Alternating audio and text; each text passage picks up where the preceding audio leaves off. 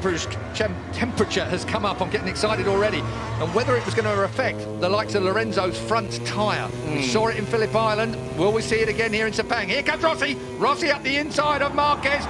He'll take no prisoners, and the roar is run wide, but not enough. It's going to hold it. A shootout down to the left-hander. Rossi holds it. Marquez wants it. These two, no love lost anymore. It's a straight war between these two. I did not expect to see them. You see Marquez lose the rear there. Marquez lost the rear. He got on the gas and round it went. We've seen him down his elbow. He's got problems. You can't knock that. He tore his elbow out in qualifying. If you saw that particular footage, it was unbelievable. He should have gone down. He didn't go down. And now Marquez is chasing Valentino Rossi. Rossi limits the damage that Lorenzo is inflicting at this point. In terms of the points, Rossi's wide. Rossi's wide, but he holds it. He does indeed. That's just, I think, where that M1 Yamaha likes it through there. Out wide now, down towards the apex. I didn't expect to see these two tangled up. I thought the Hondas would be off and we'd be talking about Rossi versus Lorenzo. That was, of course, the smart money. We're through turn 12. We're on to turn 13. Thank you. On to turn 13 now. Lorenzo's closing in on Pedrosa. Pedrosa. I wonder where Danny sits in all of this. Danny would just like to win a couple more. Yeah, his first pole for some time, over a year for a moment. Let's look down on what's going on at the moment. Dovizioso still in 5th place. Crutchlow is still 6th. Bradley Smith up to 7th. That's a good ride from Bradley at the moment. His qualifying his qualifying went better than his free practice. Valentino out wide, and Marquez gets underneath him. Now it's a straight shootout down towards turn 1. These two are absolutely at it, aren't they? Off track and on. Honda does not blast past. Oh, yes, it does. Does now. On the brakes. Marquez, did he make the apex? Barely. Just. And Valentino, there was a yard, and Valentino took it. We're going to see that all the way through. And, of course, what's going to happen while these two are playing like this? The front two are going to clear off. Are you accusing Marquez of playing with Valentino Rossi so Jorge Lorenzo could escape? It was the wrong words. I take it back. There's no playing going on here. They're both as serious as they can be. Here comes Marquez up the inside, and that blocks off Valentino again. This is an absolute war. We saw them come together at Argentina when front wheel touched back wheel. That really cost Marquez. It slung him up the road massively. This time, look at that. No, that's tough. Very fair. No, it's fair. Of course. It's tough, but fair. Brilliant motorcycle racing. Two of the very best in the world. An icon, a legend, being beaten up by a youngster. Two of the best we've ever seen in the world. So, Sepang, I mean, if we've got any Formula 1 fans in the crowd, certainly here at Sepang, you're going to see more passes in this lap between these two than you probably see the entire race on track. That is turn 9 up there. That through 10, rising up to 11. Quick nod to Marco Simoncelli here, and again Valentino Rossi. He lost the front, he lost the front, he looks to the right, he lost the front, and through comes Marquez again. These two are at it. This is war, Keith. One is 22, one is 36. It is an incredible fight between the Spaniard and the legendary Italian. And meanwhile, Pedrosa and Lorenzo are clearing off into the distance to dispute the lead. It is a 7/10 lead last time at the line. We'll wait and see whether Lorenzo... He has closed it down. Lorenzo is chasing Pedrosa and he's closing it down. Marquez now in 3rd place. Has the better of Valentino Rossi. Wide again.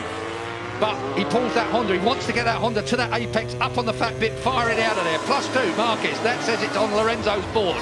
Down then towards turn 1. Still Danny Pedrosa and Jorge out front. What an incredible few opening laps here. 20-lap race. We're already with only 15 to go. Take a look at this. Here comes Valentino. Marquez early on the gas. He's not going to allow Valentino the opportunity. Did Valentino actually headbutt the back of the Repsol Honda? Involuntarily. Through. Man, you have no idea how hard that is to do, let alone stay on it. How close do you like it? Oh, that close. What, straight back through. That's a reflex action when a motorcycle slides out from underneath you. Your outside leg comes off. Incredible save there from Valentino Rossi. We saw an even bigger save from Marquez in qualifying. But we've seen Marc have a couple of serious bits of misbehaviour already in this race. Look at this. I thought Valentino... We're going to see more yet, Julian, that's a fact. Straight underneath, and he moves Marquez off the line. Valentino Rossi, and again. feet off the footrest, looks round. I wouldn't bother waving. This is Barry Sheen versus Kenny Roberts, 1979, ladies and gentlemen, and everybody's shaking their heads.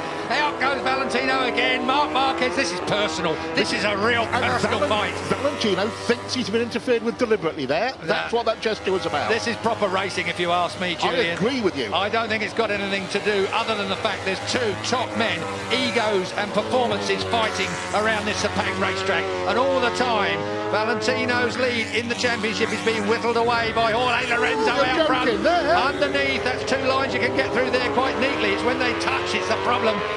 So, once again, Marquez in front of Valentino Rossi. The M1 and the Repsol 21-3V look so similar, Julian, around in different places on this track. Different motorcycles, different concepts, different strategies, but almost identical lap times. Meanwhile, Mr. Pedrosa... What's it? It was last time 6/10 at the last stop.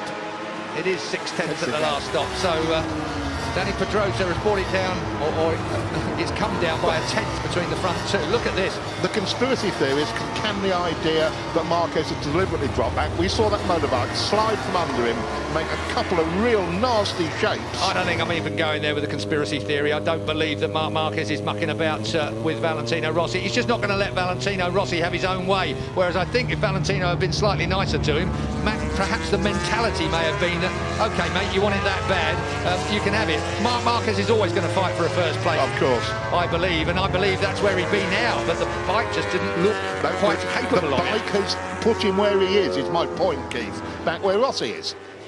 Rossi, though, has done everything he can, and he'll want to limit that damage. He needs that third place. And this is going to run all the way through. We have got 13 and a half laps to go. And looking back down, it's 2.7 seconds last time I looked from Lorenzo to Marquez in third place. And still 0.6 between the first two. Valentino. This will now tidy up a little bit as these two take stock of what's going on around them. Up out of turn 9, short shifting up into 10. Up through turn 10 they go. And as you look for 11, 65 mile an hour at turn 11, as a bit of curb comes Marquez's way and Valentino runs a little wide. Now that's turn 12. This is 140 odd mile an hour through there in third gear. It's a hell of a... Oh! And did Rossi stay on? He did, as we're at turn 13. Back to second gear now for the 55 mile an hour. Rossi runs him out! Rossi ran him out! There is going to be a race direction investigation over that. There is going to be Mike Webb at race direction. Is Valentino Rossi, the legend, going to get a penalty? He will get a penalty, I'm fairly sure of that. It almost looked like he looked up and nudged Marquez off the track. This is controversy that moves onto the track. We have had all the controversy off track and in the press conference.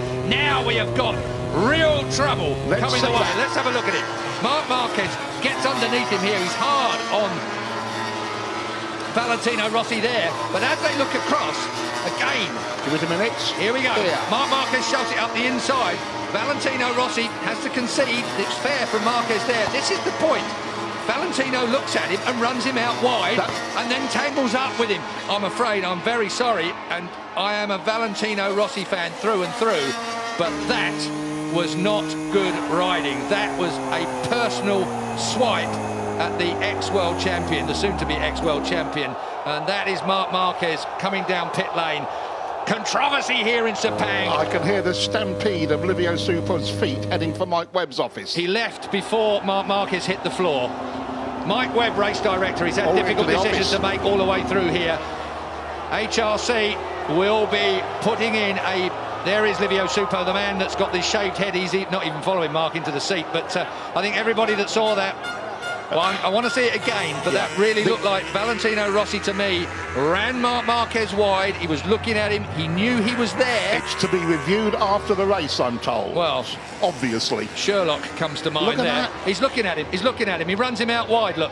And then he gets tangled up with him. I don't think he intentionally tangled with him. That's a point worth making. I don't think Valentino Rossi intentionally tangled with him, but he did intentionally running out wide, which caught part of the Repsol Honda motorcycle. Can I ask a question? How would you run out if you missed the